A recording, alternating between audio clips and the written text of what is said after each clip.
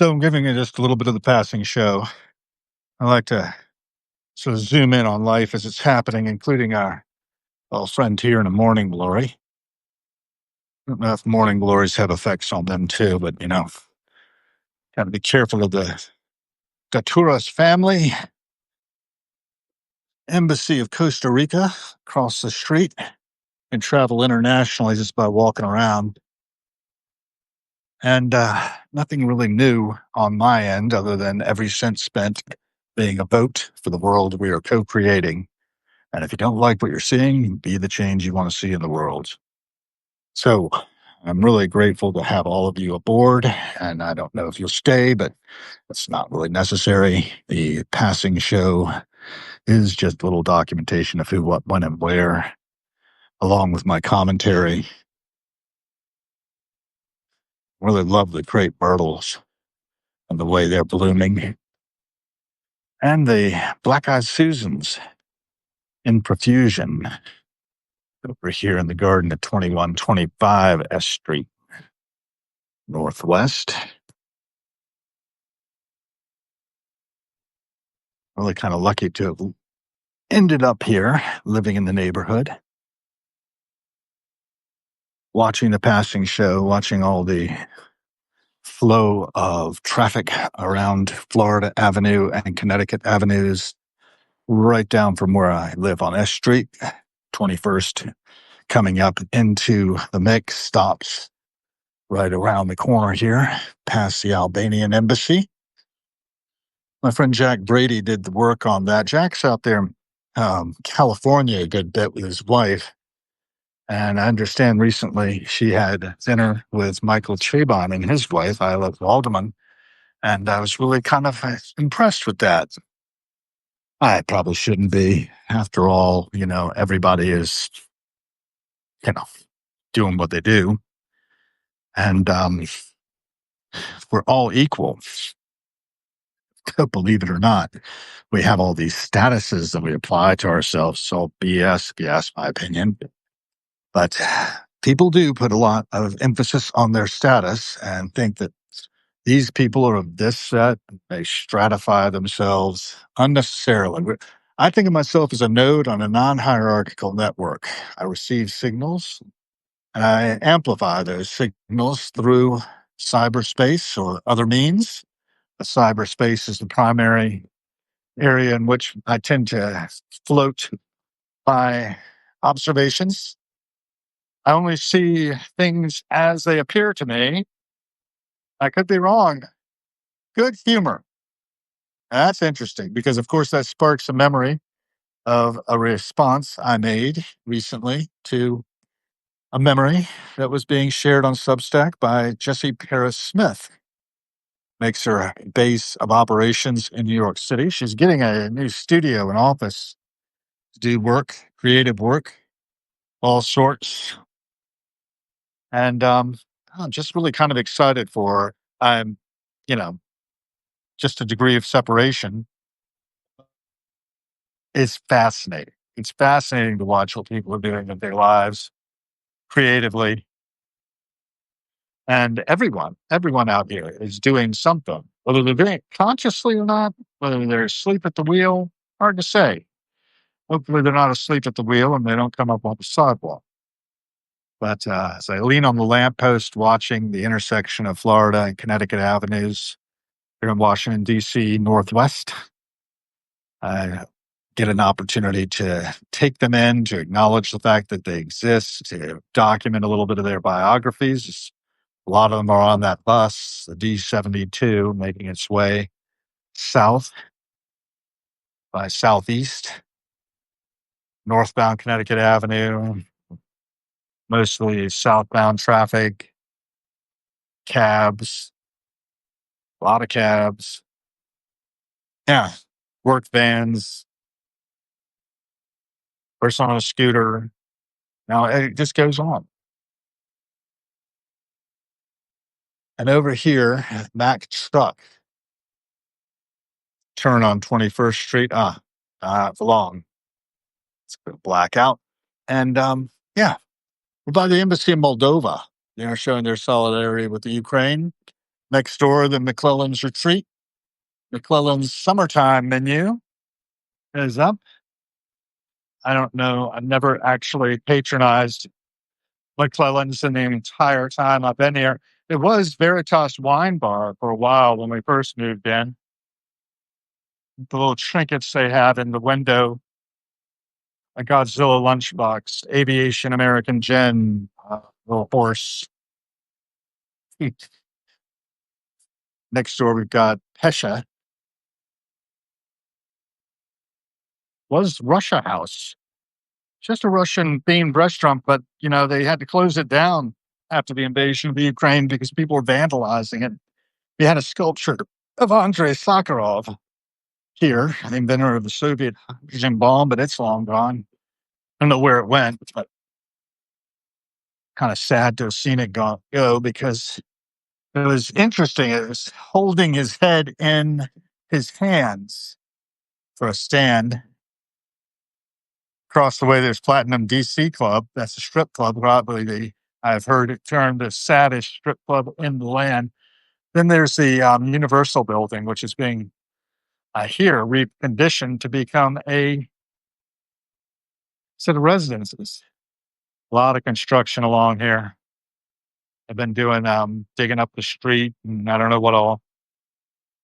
Walgreens is still in operation downstairs. They had a refrigerator problem recently, so couldn't fill my wife's prescription, but I think they're going to be able to do it soon.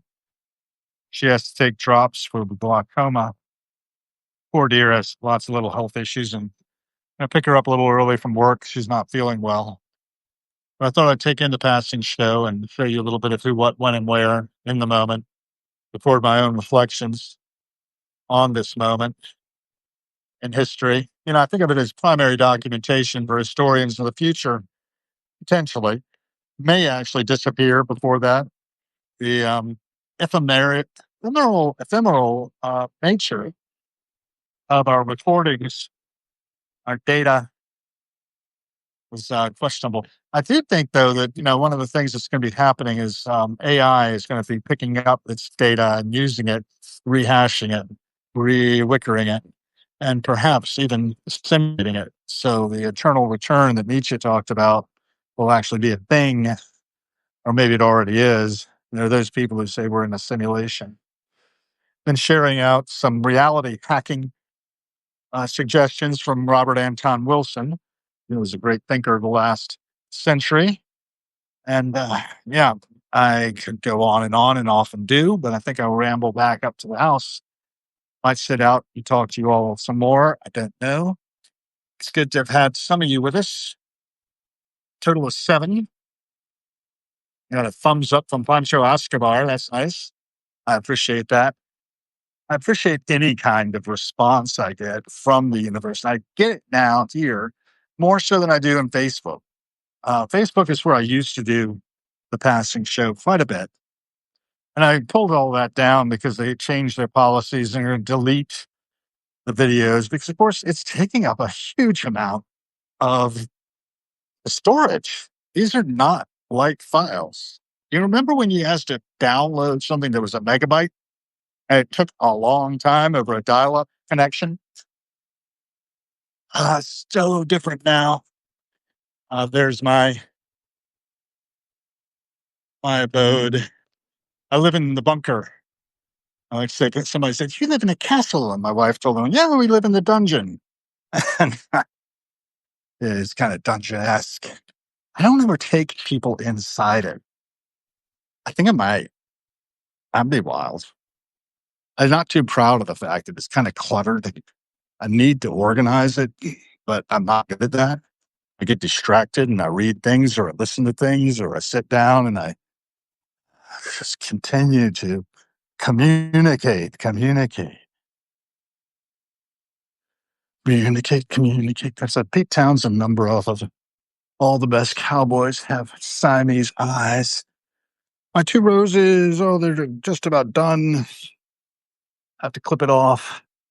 Maybe some of these other sprouts, another new growth will produce some more. But this thing happened. I don't know, maybe probably 50 blooms on it at one point this spring when it first came out. Hydrangeas are pretty much done as well.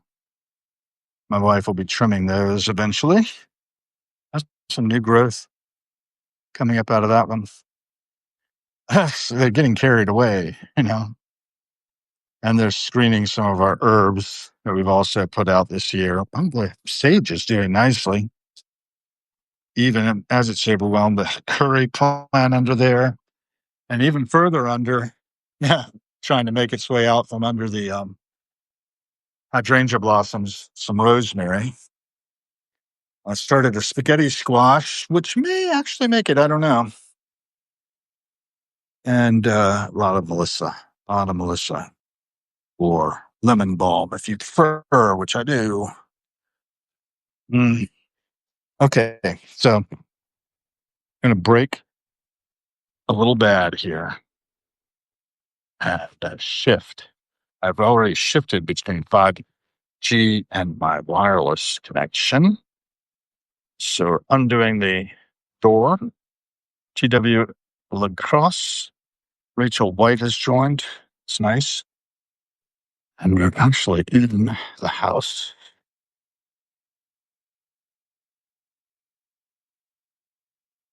Got some interesting books to me from my father's collection. We've got With Hammer in Hand, early American wrought iron. He had a tag in early American wrought iron that says $1,000 with dust jacket. Another $1,000 book here is the 5 Artifact Studies. Some rare things. The Reopening of the Western Mind by Charles Friedman is a book I put into his hands. Yeah. Constitution of the United States of America. Practical Blacksmith. I think that might be, did I get that for myself or did he get that? I don't remember. Got the Northwest Passage by Kenneth Roberts. Important book from my childhood, a fictionalization of the expedition to find the Northwest Passage. We got Bucky Fuller's Critical Path. I was talking about Bucky with my friend Elaine. It was a chaplain in the Air Force. Happiness. Symbols. Alchemy and mysticism. Alchemy and mysticism might have to come out. Doing a lot of thinking lately. Have the great books piled up there. They used to be elsewhere. I had to do some rearranging. And, yeah, I don't know. So dark. So dark. So dark, the con of man. Mm-hmm. It's from the Da Vinci Code, if you don't recognize it, or Holy Blood, Holy Grail before that. I'm going to make some coffee. So, yeah, you're getting a look at the inner sanctum. My wife and I have consolidated all of our stuff. And there's a nice picture of Dad there as a young man, bright and full of promise. Next to it is his grandfather getting ready to go fishing on the Piney River in Amherst County on the steps of Hog Camp, probably in the late 50s. Dad with Mephistopheles in his lap. And Dad's 2 dogs, his favorite, Cooper, only lasted about 5 years. There they are. Ben, the golden, always something in his mouth. Classic golden behavior. Will I turn on a light? I don't know. Kind of doubt it. These fragments I shored against my ruins. That's from T.S. Eliot. I think The Wasteland. Positive. Oh boy. What a day. So life goes on in a bunker. It's cozy. Not very extensive. Ooh, breakfast place. Sounds good. Light roast coffee. Green Mountain. Well, let's try it. See if we like it. So notice the eclectic collection of stickers on the thing here on the refrigerator, Yellow Jacket. One of my favorite pieces of art ever, Angel Melancholia. It's in the Staatsmuseum für Kunst. Of course, the angel from the Smithsonian American Art Museum. Got a serenity prayer here. If we all did the things we are capable of doing, we would literally astound ourselves. By Thomas Edison. Let go or be dragged, and go confidently in the direction of your dreams. Live the life you have imagined. I'm doing that. And then peace. It does not mean to be in a place where there's no noise, trouble, or hard work. It means to be in the middle of those things, but be calm in your heart. May there always be an angel at your side. My wife is big into angels. She loves them. And icons, these are from my deceased mother-in-law, Ukrainian kitchen. And what happens in the Pentagon stays secured in the Pentagon. Belief plus doubt equals sanity. Anyone can be cool, but awesome takes practice. I got that for Lynn, and she thought I got it about myself. I don't know. I don't think that's funny. I probably shouldn't think it's quite so funny. So even in Las Vegas refrigerator magnet, Lynn went to Las Vegas. I never have, but she went to the Star Trek experience, and somewhere in this collection is an image of her with the Next Generation staff that they did when you enter. She loved that stuff. Alignment, oneness, Robert Lowell. And then my professional books, Under the Shrine to Me. It's been put up here. Fighting in 2008, Near Falling Water, and oh God. Gosh, should be able to figure that out. 1996. Summer, the photograph was done by my friend Julia West. Last I checked. Julia Sagaidak. She was a character. Lieutenant Colonel, I think, or Colonel in the Soviet Army. I don't remember.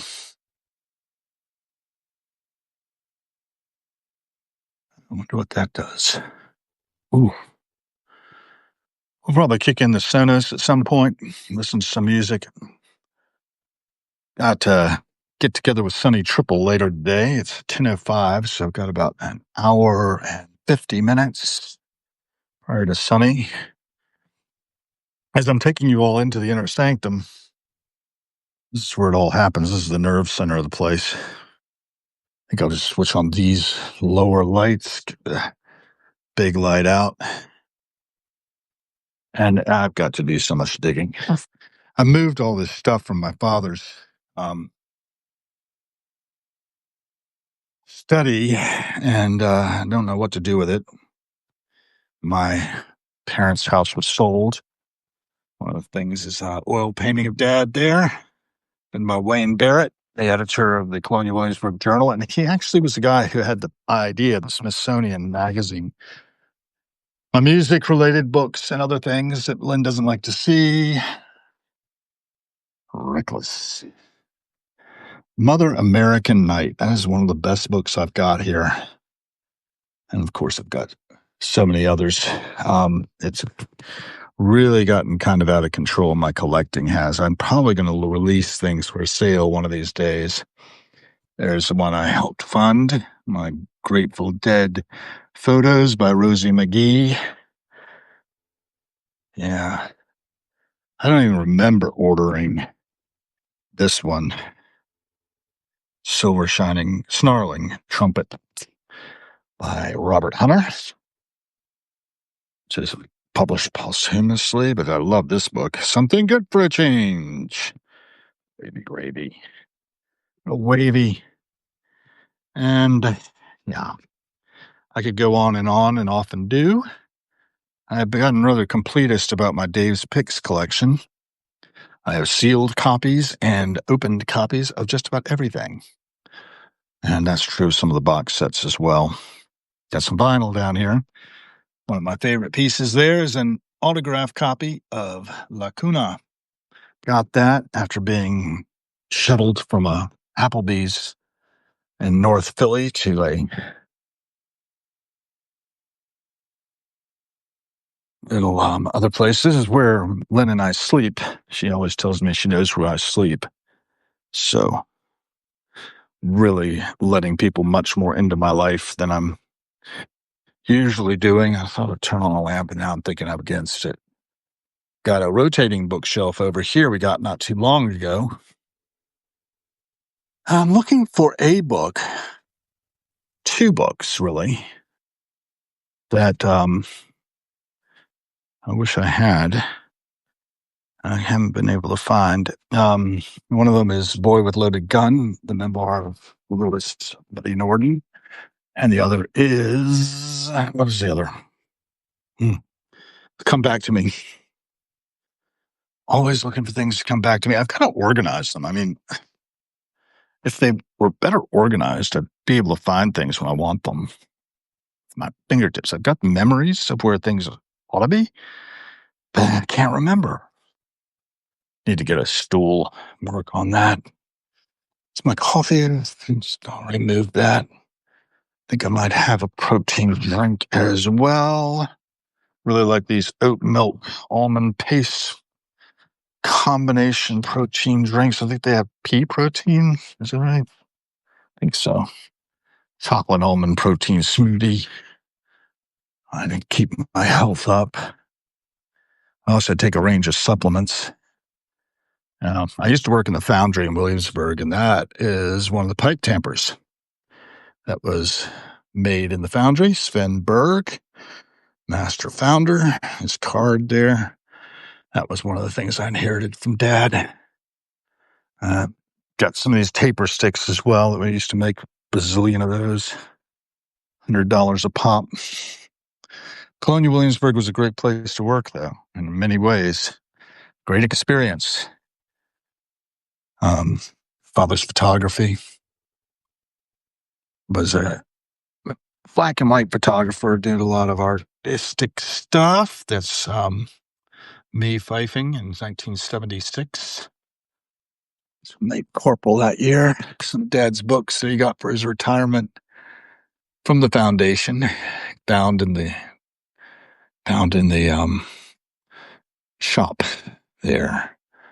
The gunsmith of Colonial Virginia, apprentices in Colonial Virginia, and Gill's Virginia. This one is a textbook for fourth grade reader, basically, but beautiful tooling on that. And this one with the gold leaf. I love that. My sister's got the Apothecary of Williamsburg. And, you can sort of see this one, A Man Apart, the Journal of Nicholas Cresswell, was my father's last major work. He edited it with his friend George M. Curtis III, who died in September 23, I think, or there around October, sometime in the early fall, late summer. And he found out just shortly before he died himself. Probably the moment in which he sort of gave up the ghost to some extent. He didn't seem to want to go, but, eventually just got to the point where it's all too much to keep going. 2 week at 91 plus. He wasn't supposed to make it to 90 according to his doctors, but I think he could not conceive of leaving my mother alone. And my mother is now in assisted living.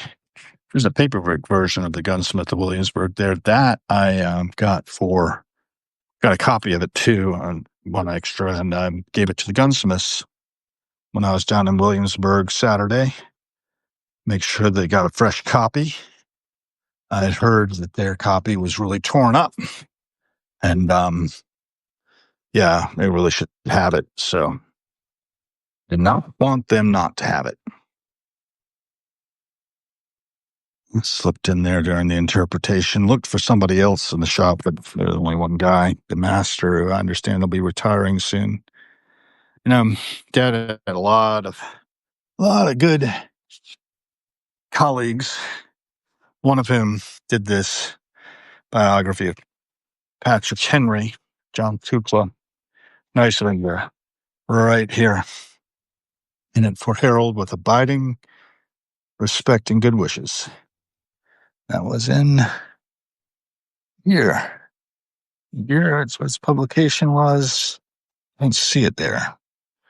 Yeah, hard to. Yeah, strange.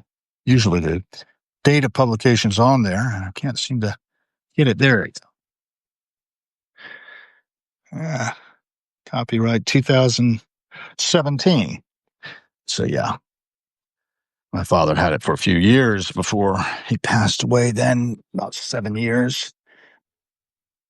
Kukla said he was really touched that Dad took the time to come down and have it signed. So many good things.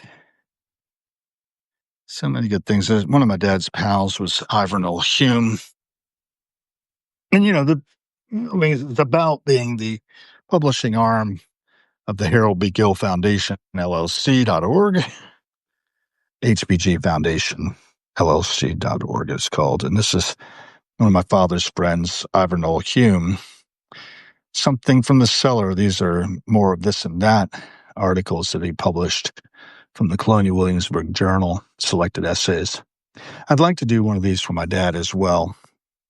And I need to find somebody who can help me with that. If you know anybody who can help me with that, please do get in touch. They are out here online, and you can find them in Heroines, and I probably will amplify them at some point. Maybe I'll amplify all of them together, because I really want to focus more on the foundation and the work. I kept a few albums, but 16 by 16 by 16 boxes, like this one over here, went out to Keller auctions, and our stamp collections, most of them, were then auctioned off last December, and the final piece of that was sold off in May, I think, May or June. Can't remember. Yeah. Quite a lot of eclectic stuff stuffed away. And I could be setting these out into free libraries or selling them off or doing something with them. I have a balalaika up here, our bronze anniversary sculpture of the Mercury fountain. Mercury from the National Gallery of Art. And what else? What else do I want to show you all, if anything? I don't know. I very rarely have opened up the inner sanctum to anyone. Oh, this is a nice piece. Behind Ivernell Hume's book. And, I should tell the story. Ivernell Hume, Wayne Barrett, who painted that portrait of Dad that I was showing earlier, and a few others, would get together for lunch fairly regularly at the Colonial Restaurant. Now it's called the Colonial Pancake House, I think. Right on, what street is it? I guess it's on York Street, going up out of Colonial Williamsburg, not far from the town itself. And it used to be run by a guy named Jim Sue, and Ivernell Hume, my father, Wayne Barrett, the subsequent editor of the Journal, whose name is escaping me suddenly. It's terrible, but it happens. Anyway, they would go to the Colonial for lunch, and they were called collectively by my mother the Romeo Club. And that stood for Retired Old Men Eating Out. Dennis Montgomery, that's who I was trying to remember. And I was looking for a book by him, but I don't see it. So that's not surprising. So let's take a look at our stored trades. I know it's dark, but I don't mind. That's Mac Headley working on carving chair, back rail, top rail of a chair in the cabinet maker shop. Colonial Williamsburg Historic Trades, Volume 1. The very first one. It was Annual Journal de dedicated to furthering the interpretive and preservation goals of the Colonial Williamsburg Foundation, promoting the study of technology and processes of traditional trades in the 18th century. It's been made possible by grants from the Allen and Louise Sellers and the Chase Manhattan Bank. There are book reviews in it. From Changes in the Land, Indians, Colonists, and the Ecology of New England, reviewed by Bill Weldon. The Craft Apprentice, From Franklin to the Machine Age in America by W.J. Arorabo. Geometry, Proportion, and the Art of Luthery by Kevin Coates, reviewed by Marcus Hansen. Marcus was a musical instrument maker in Williamsburg. The foreword by Earl Souls is here as well. This journal is dedicated to the study of the people and the processes of traditional trades and technology. The interpretive and preservation goals of the Colonial Williamsburg Department of Historic Trades are to interpret the work, lives, and environment of the people engaged in the trades, agriculture, and domestic activities of 18th century Williamsburg, and to reestablish and preserve the technology, processes, and skills of the trades, domestic work, and agricultural activities. Many craftsmen scholars are engaged in this work, both in documentary research and in experimentation with processes in the field. Current research at Colonial Williamsburg not only supports our ongoing programs, but is being undertaken to expand the general body of knowledge in our field. Throughout the world, there are many other agencies and individuals attempting to preserve early skills and technical knowledge. We believe, however, that the research in this field deserves to be shared with a wider audience. All too often, new information and new questions do not reach outside the immediate work area. With this journal, we hope to encourage specialists throughout the world to record and share their studies of traditional technology with both scholars and the widening audience of serious lay students of historic processes. This is the first of our projected annual series. We invite your criticism, suggestions, and contributions to building the future of historic trades. That's from Earl L. Souls, Jr., Director, Department of Historic Trades, Colonial Williamsburg Foundation. And I founded, when Earl died, a group called the Historic Trades Preservation Special Interest Group, which still goes on, and it's nearly 2,000 people now around the world. So I probably will start to document this and put it out there. Chair Building by Mac Headley, again, the photograph from the cover. And there's a good bit about building a chair. And each mortise is delineated by the marking gauge. They're the different parts of it being cut from a single plank. And what else do we got? The mortising chisel is designed to chop across the grain and pry out wood between the scribed lines.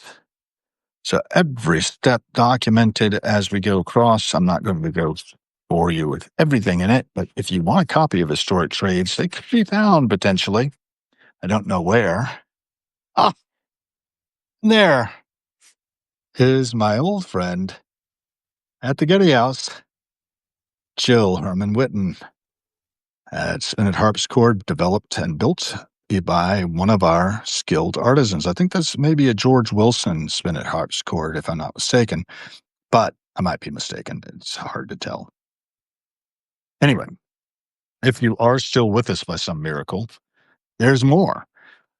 Reconstructing the American bloomery process. This was a pretty good article and pretty interesting effort by Dave. Not entirely successful, I think, the bloomery work he did, but eventually they got some bloomery work going that wasn't too bad. And, he went to this book on bloomery work from De Re Metallica of Agricola, which was translated by Hoover, I believe, who was a neighbor of mine. The embassy in Myanmar was occupied by Hoover when he was Secretary of Congress. It's right up the hill. You can see the design of the bloomery as Dave had it constructed. think he had a real uphill battle getting them to agree to support his work in doing this research, but it's all good. And the article, not too long, but a substantial part of the journal. He ended up making a chisel. There's is that Peter Ross up there on top? Or no, that's Dave and Ken Schwartz. Ken's still at the blacksmith shop last I heard. I heard he was thinking of retiring, but I don't know if he did. There's the Bloom. They forged that out, and they ended up making a chisel with the iron. Traveled to England. There's a micrograph of the chisel showing the different types of iron. Really, really good scholarship. This was really fun. The Casks from Cork by Kerry Shackelford. He did underwater archaeology on the sunken barges at Yorktown that were brought up, and he's showing the construction of them there, the hoops, the marks on them. A lot of these photographs, I believe, were done by my father in his study with Kerry. They took the film and developed it. And yeah, so brilliant stuff. There's a photograph of the crows and the remnants of a peg in one of those staves. He's also showing different ways in which they were constructed through sketches. Another great article. Arts and Mysteries, Selected Documents, The Art of Gilding. Looks like it's elegantly shown in a copper plate. And yeah, this was a good contribution to the field, the Journal of Historic Trades. It was co-edited. Let's go back up to the top after initial pages here. Yeah, editor-in-chief was Earl Soules Jr. The co-editors were Harold B. Gill Jr. and Roy Edgerton Underhill. And if you don't know who Roy was the Woodwright on PBS, the Woodwright shop. Very popular hand tools kind of focused series. He was also our director for a while of some the house rights, we called them, the carpenter's yard, and doing 18th century buildings, including the foundry, but I should say the armory, the public armory, and before that, the Anderson forges, all done by 18th century method. And the courthouse was restored using that team, and they built the Charlton coffee house using 18th century means. I think they probably were heavily involved as well in the Bray School. It's just been moved and opened. Gary L. Brumfield was the book review editor. Gary's deceased now. The art editor was Peter M. Ross, who's a blacksmith of some skill. And then contributing editor Dan Stebbins, who was a wheelwright. Copy editor was Sharon Thalen. Editorial board include Myle Masters, Sven Dan Berg, Jay Gaynor, Wallace Gussler, Mac Hepley, and Mike Kipps. And a lot of those guys are gone now. There's Foundation Advisory Group was Robert C. Burney, Dennis O'Toole, Joseph N. Roundtree, Richard J. Steinley, Donna C. Shepard, and Vernon Wooten. So all those folks near and dear to my heart. Yeah, I just can't say enough about historic trades. And maybe I'll transcribe some of those articles. Maybe I'll find a way to get them online through Substack, publishing arm of the Harold B. Gill Foundation, hbgfoundationllc.org. If you've just joined us, we've been surfing through that. We looked at the cover of Something from the Cellar by Ivor Noel Hume, more of this and that. Well, Ivor dug up Wolstenholme town and did the archaeology there. Here's some of his exploits. Just amazing people with amazing trajectories through their lives, scholars and masters of our history, real detectives, right? There's a mastodon there. The Great American Incognitums. So this article was about a mastodon getting trapped and dying and then getting excavated. And I think it goes on, and I don't know where it ends up.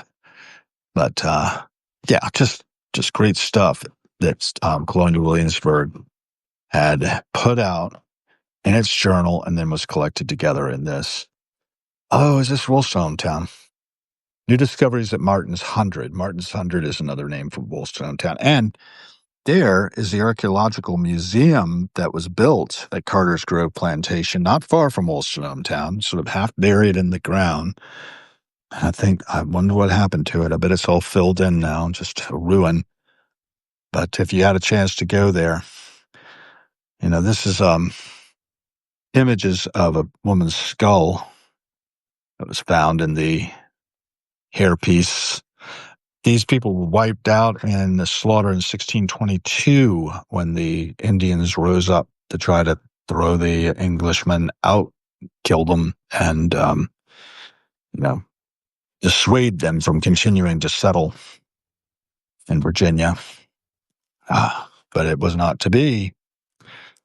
Interesting article. Message from the Maine to Virginians, one mystery map. I don't know. I got to sit here and surf through these because they are fascinating, but this is Ivanhoe Hume's work, so I think it probably should stay in his estate. And I don't know exactly who stewards these things after he passed, but oh my goodness. So many good photographs, too. If you don't get a chance to go to Williamsburg, you're missing out. There's so much to see and do there, and I would love to be a tour guide sometime to help people see a little behind the scenes. It's coming up on its 100th anniversary, if you can believe that. Yeah, so the inner sanctum of the passing show, me in the bunker. And there I am, with the phone blocking my face. But it is what it is. This is me getting married to Lynn. Lynn's mom escorting her at the Tabard Inn to marry me. It's my brother-in-law. I think that's my Uncle Ed in the background. He's deceased now. This is a birthday present I gave my wife, a original Raymond Barry oil painting. That was one of my favorite gifts to her and one of her favorites of mine. One of my father's self-portraits is Shadow on a Rock up by Hog Camp in Amherst, Virginia. My Sonos. And underneath Sonos, Hudson. His cremains are in that box, golden retriever, that was subsequent to Ben. I don't think I have any photos of Hudson about, but they are out there online somewhere, I expect. My CD collections, kind of extensive DVD collections over here. You can get an idea of what I like to stuff into my brain. Drummer's Call, that's a great one. Of course, the Concerts to Bangladesh. 1776. If you haven't seen the musical 1776, do yourself a favor and see it. My two pewter Lee sticks. These are both Mike Nosker originals. And got to get the candles fixed. This one's got a little broken top. Anyway, is what it is. So my grandmother used to say, it is what it is, and there ain't no isser. That's the way it is, and there ain't no isser. There we go. My wife likes to collect these tiles, and I like to add to her collection from time to time, pottery. And she didn't like this one back here, which is a Pied Piper of Hamelin kind of theme. I liked it, but she likes stuff in the back. She's so picky, but she's actually the most wonderful thing in my life. The best thing I ever did was marrying her. So, yeah, we do have a lot of cleaning and tidying up to do. This came from my grandfather, Harold B. Gill Sr., the University Library. And just really nice old gems published together. You see there, the University Library. My grandfather was something of an inventor. He ran Gill Electric Company. And he's also well read, yeah. Into those things. Oh, we got pictures too. These pictures of, oh, ha, my father was an amateur mycologist. So part of what the Harold B. Gill Foundation is going to do is probably to identify as many of the funguses as he was photographing during his retirement. And the man was polyglot in some ways of all kinds of different things. And I'm something like that myself. I collect. I really love my collections overall. The Carroll collection of ancient martial music is obscuring my set from Jack Hamilton of Goethe's Werke. There's a fair amount there. And over here, I should be really careful with this. Well, there's my mug from graduating the Fife and Drum Corps in 1981. Another marking our 50th anniversary in 2008. But this relates to historic trades. So I got a fellowship to translate the index of this little volume. They had only microfilm, but this one is Ex Libris Arbogast van During. I have to look him up, see if I can find out anything about him. But it's P. N. Sprengels Handwerke en Kunste in Tabellen mit Kupfern. Bearbeitung der Edelsteine, des Bleies, des Kupfers und des Messings. Vierte Sammlung, Berlin im Verlag der Realschule Buchhandlung, 1769. The original. Paper feels so good. And there it is, the dedication to Herrn Ernst Friedemann, Freiherrn von Münchhausen. So much I've forgotten. I translated a lot of the sections of these. And here's the more of the dedication. There's a States and Justice Minister, and did I translate that part there? I don't remember. There's a Vorbericht. Der vierte und fünfte Abschnitt dieser Sammlung beschreibt die Bearbeitung des Kupfers auf ein Hammerwerke und die Zubereitungen des Messings, Beschäftigungen, die man in den Ringmauern einer großen Stadt vergeben sucht. Es hält nicht schwer, diesen Mangel aus Schriften zu ersetzen. Allein bei so weitläufigen Werken ist es, aus verschiedenen Ursachen, verzüglich nötig, sie selbst in Augenschein zu nehmen, ehe man eine blah, blah, blah. So basically, they're saying the fourth and fifth sections of this collection describe the working of copper and the hammer work and the preparation of brass, the activities that one finds in the Ringmauer, the wall around a great city like Berlin in particular. And Schengießer, that's Pewter, Bleifabrik, Leadworks, Steinschneider, this section on gem cutting. So it goes on.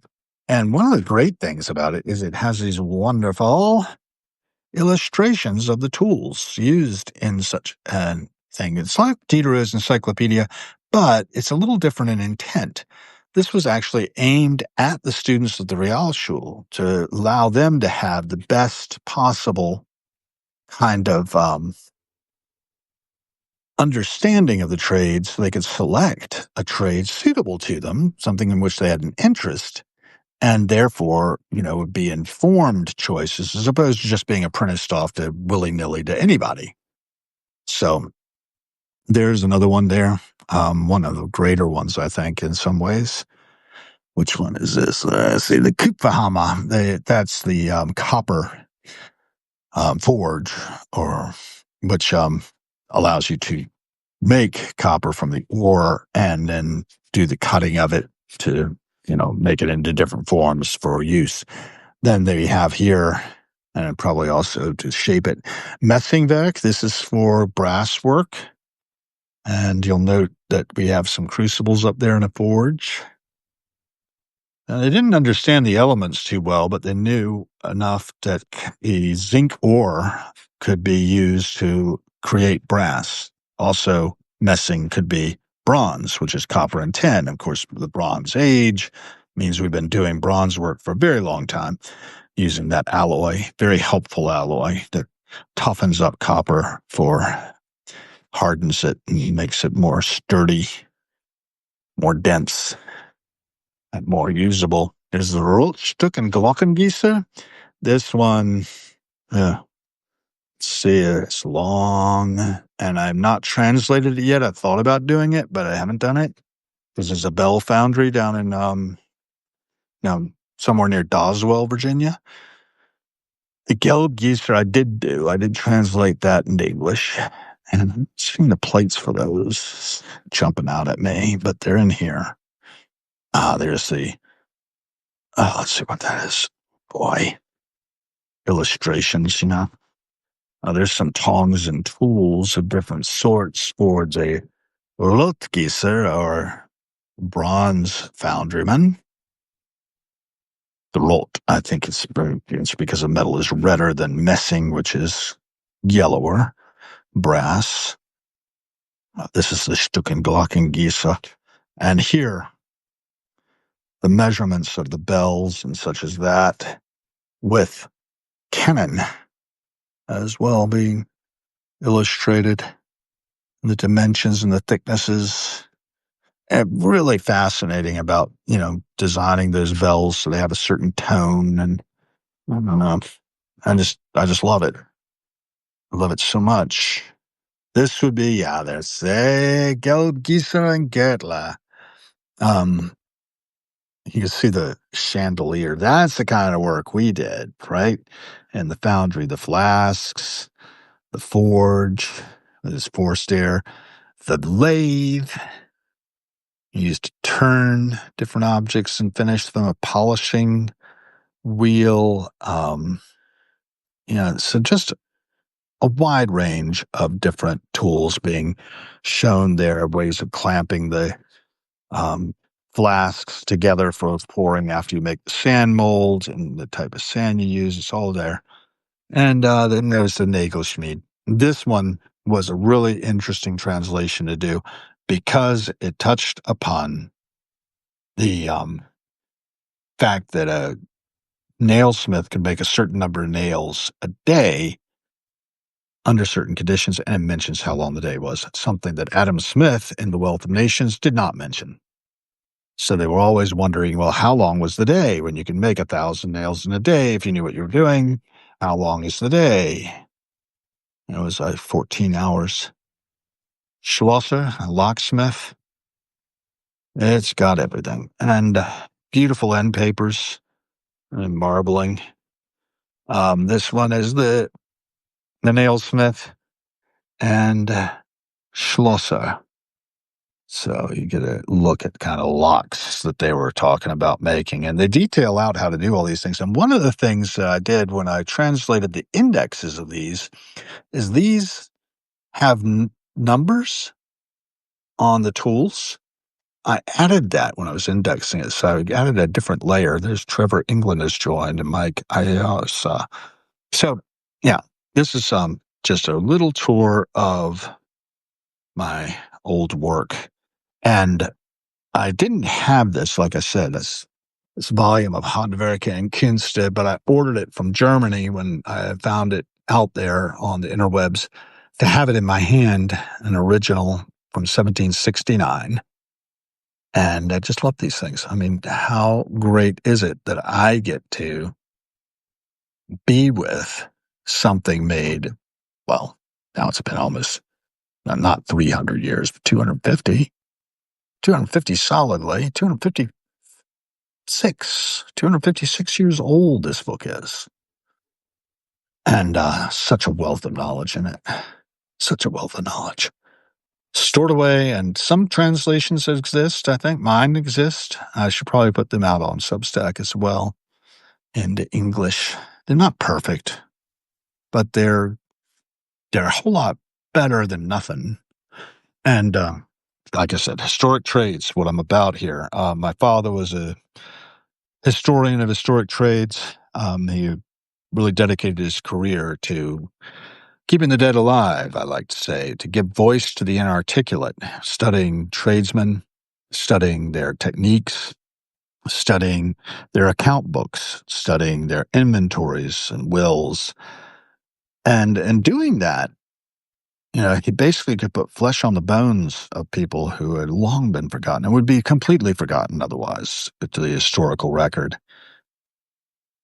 I'm sure that we'll have soon AIs capable of excavating the kind of detail that he spent years doing in microfilm and in study of all kinds of sources.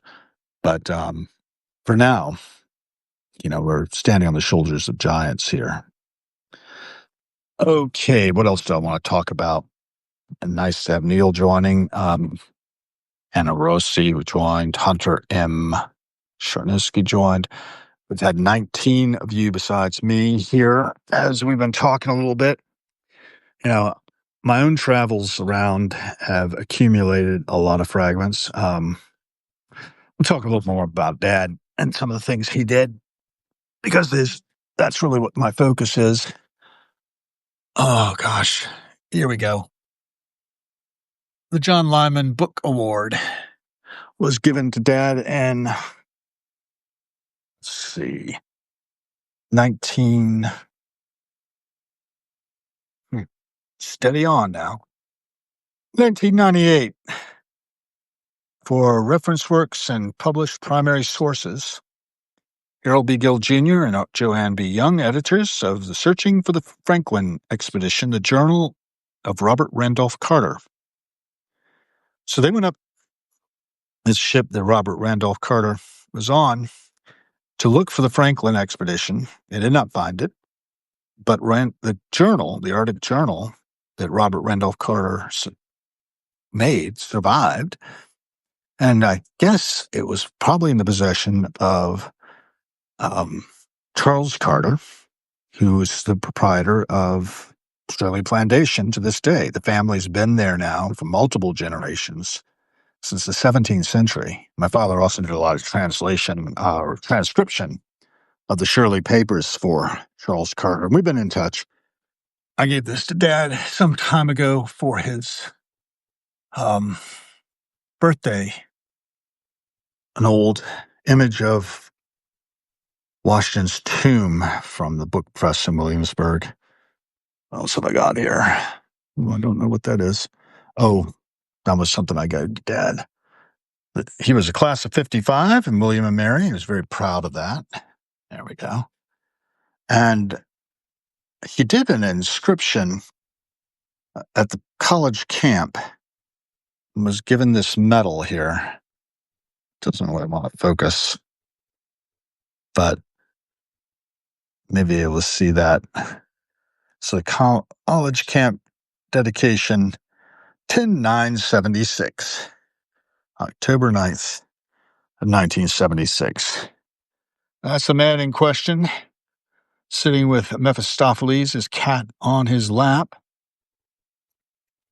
Man in question in Orange, Virginia, where he was the grandson of the hardware store proprietor Charles Clinton Gill. Seen there getting ready to go fishing in the Piney River in Amherst, Virginia, sitting on the steps of Hog Camp, as we called our set of cabins there. This one is certifying a certificate attests that Dad had successfully completed the Family and Community History Summer Training Institute held at the Newberry Library from 8th of June to 8th of July in 1977. I was all of 15 years old. We just moved into the house at Kings Mill at the time. when Dad was out in Chicago. First time he'd ever flown in an airplane, believe it or not, was 1977. I'm sure I've got other things about that remind me of him. These came from my grandfather's house. Some older science fiction, 20,000 Leagues Under the Sea, Hector Servadak and the Comet, some Jules Verne pieces. One of my paintings, the very first painting I did in Pittsburgh. And, I've done some others. These I did in Burtonsville, Maryland when we were living there. Judy Lynn, M.A. has joined. Hey, good to have you again, Judy Lynn, Judy M.A. And, so what else did I want to show you guys? Kind of fond of tea, you might notice. I like different kinds of tea. That's my favorite right there. That's Grantham Breakfast Blend, organic ginger and black awesome tea. It's organic. I love that. So many things, so many scraps short against my ruins here. Earlier, I was showing some other things, and I could go on and often do, but I only have about an hour now before I have to go and get on with other things. With Sunny Triple, if all goes well, I'll have her live with me. And if it doesn't go well, I won't. And by the way, I think I definitely have to cut this because I'm only at 25% power, and I'll need more power than that when we go live if we get that together. I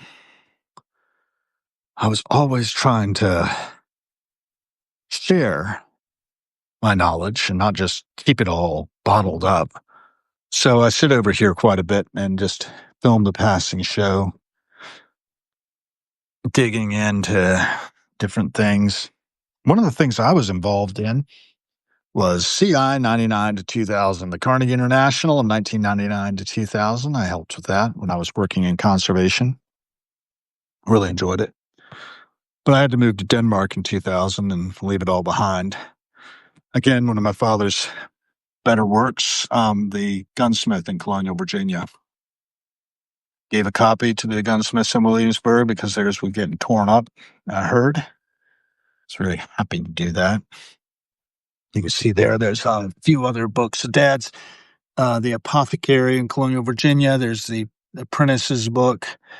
What are those things next to it there? Let's see. Colonial Virginia Cookbook and Traveler's Tidewater, Virginia. Those aren't his. This one is, though. And Ancestry published that. And it was one of his bestsellers. It's actually just a dump of his database, believe it or not. I think this might be Reese Isaac's book. I'm not Reese Isaac's. What's this?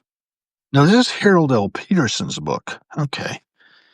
I thought it was Whit Bailey, maybe, but it was not. This book Dad used to read to me regularly. Natural History. Bedtime reading for me. And check this one out. We've been talking a lot about Wonder Boys, the movie, and the novel. And I got to find the novel, but this is Moonglow, last major novel of Michael Chabon. He's got a new one coming out. Something Night Garden. But when I talked about Wonder Boys the other day, it's this one that I was mentioning. With Michael Douglas, Tobey Maguire, Katie Holmes, Robert Downey Jr., Francis Dormand. Brilliant film. Bob Dylan won an Oscar for it. Kind of a Dylan fan, and this one, I'm Not There, has Cate Blanchett playing him. Don't Look Back. Led Zeppelin. King Crimson. And the Court of the Crimson King. That's a great documentary. I dropped something.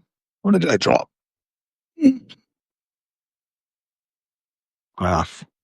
One of the many different King Crimson DVD sets from the big box sets. This one's from Thrak, thereabout, I think. All right. Yeah, just the thorax. Period. So I think I'll wrap it. Thanks. Got to get some charge in this thing. If you have joined, thank you so much for your interest. And yeah, this is like a big breakthrough for me to let people into the inner sanctum. I could tell more tales by just sort of shining the light. Oh, we should probably wrap. Speaking of my dad, that's us sitting on a rock in the Piney River, not far from where my great grandfather was doing his fishing. I'd shown you guys a few minutes ago. If you have a hard time following me, that's my great grandfather getting ready to go fishing in the 1950s. And me and dad, and about, oh gosh, looking at me there, I'm probably about 11. Maybe that's about the time I joined the Fife and Drum Corps. Wouldn't be too surprising. Let's compare it to the photograph over here of me marching. Yeah, I think I'm a little taller there. So I'm not sure. There I am.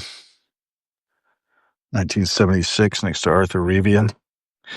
And this one of my favorite portraits of me, then put into a little frame. It's hard to see in this dark. Let's bring it into the light. It's still not great, but I'll zoom in. Sven Danberg and a bit of Mike Noster. He's at the shop still. Back there. This is 1989, October-ish. Maybe November. I'd just gotten engaged, and I was a little ticked off that my engagement had been leaked. Well, Williamsburg's quite the little incestuous community in some ways.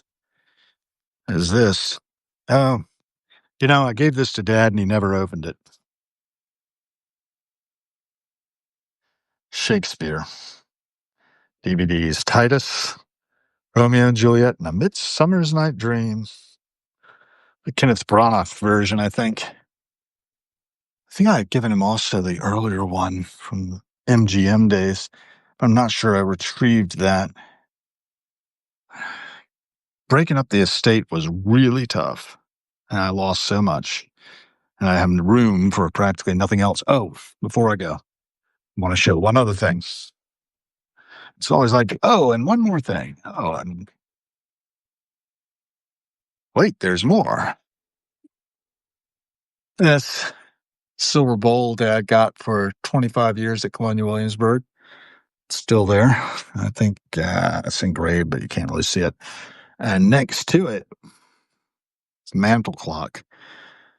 I don't have room on the mantle for it, but this was given to my great-grandmother on the birth of Harold B. Gill, Sr., 1907, January 16th. My great-grandfather, the one we were seeing sitting, preparing to go fishing in a three-piece suit. Also, we should mention Evelyn Bush, her wedding picture, next to my wedding picture, to Lynn Ann Bush, a classic picture of my father with his teddy bear. That teddy bear survived, but I don't think I got it. I bet my sister trashed it. I hope she didn't. I hope she preserved it. But little things like that. It means so much. He had kept it all those years. I got his scrapbook somewhere. There's a photograph he did of me. I remember exactly what I was doing. I was at my desk he'd built in the garage. Had the surface of a door as the top surface. And then I was looking through little Valentine's cards that I had gotten from my little classmates in Jamestown Academy. I don't know if I still have that box or not, but it wouldn't be surprising, really, with the kind of pack radishness about this place. Got so much to do. Oh, I commissioned this painting by Daniel Meakin of the Williamsburg. He'd never seen it. I described it roughly to him, said it was framed in a couple of rivers, and he sort of got the general idea of the foundry here, the governor's, or the Capitol building, the governor's palace. And he just sort of used his imagination. I really like it. My father in particular really liked it. I also got a 13-bolt thing from my friend. No, I'm spacing it. Walter, who's heading out to California to the Grateful Dead 60 thing. This is a portrait of Peter, Paul, and Mary. I got that for Dad when Lisa Law, the photographer, asked me what I wanted for helping her with her museum of the 60s out in Santa Fe. And I said I wanted that because my father escorted Mary to the cabinet maker shop. We were talking about the cabinet makers just a bit ago. Oh, man, it's kind of embarrassing how junky it is in there. But it is my nerve center, and it is what it is. Things will get better. I mentioned the cabinet maker shop, but this is also something I got my folks, an autographed copy of Graham Nash's lyrics to Our House. I was at the Birchmere, picked that up. And getting back to the cabinet makers, there you go. My father escorted Mary down to the cabinet maker shop to see the operation there. I don't think Mac was there yet. He's the artisan carving the chair there. But probably Jan Heuvel was in charge. It was about 65, 66. And Mary said she wanted to see the cabinet makers, and Dad was the guy tapped to provide the escort and, answer any questions she had as they went. So 2 degrees. So many different things, so much life, so much biography, so much memory. This is just the tip of the iceberg. I mean, good God. Then we've got this. One of the things I like to do is preserve my old friends. This book here, I knew the author, Wolf Whistle. I was looking earlier for Boy with Loaded Gun. I need to look at a copy of that. I don't know where it is, though. I'll dig it out yet. Last Mountain Dancer by Chuck Kinder's over there. Rise and Fall of Eve, and Pattern Recognition. I was just telling somebody about Pattern Recognition. I love that book. Love that book. Okay. Quite enough. Thank you all who've joined, and I appreciate your interest. If you have any comments, feel free to leave them. I'm heading out. Bye.